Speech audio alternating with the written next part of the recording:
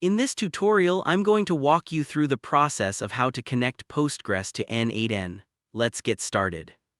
We'll be working with Postgres, but if you prefer another data source such as Google Sheets or Airtable, the overall connection process in N8n is very similar. For this example, I'm using Supabase, which provides a Postgres database. Once you've logged into your Supabase account, go to your project dashboard. At the top, click on Connect, then scroll down to the Transaction Pooler section. Here you'll see the connection parameters you need: host, port, database name, and user. These details are required to link your database with N8n.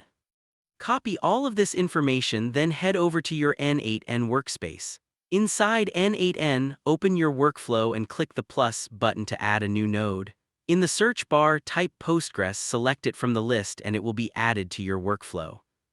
Once the Postgres node is in place, click on Credentials, choose Create New Credential, and then enter your database details to set up the connection. When setting up a new credential, paste the host, port, database, and user values into the correct fields. Make sure that SSL is enabled, as this secures the connection between N8n and your database.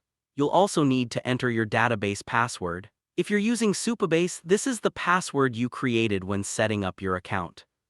If you've forgotten it or want to update it, you can reset it in Supabase by navigating to Settings, then Database, and then Reset Database Password. After entering all the required fields, click Connect.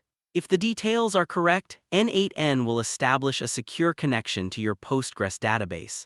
Once connected, the Postgres node can be used to query data, insert new records, or integrate database events into your workflows.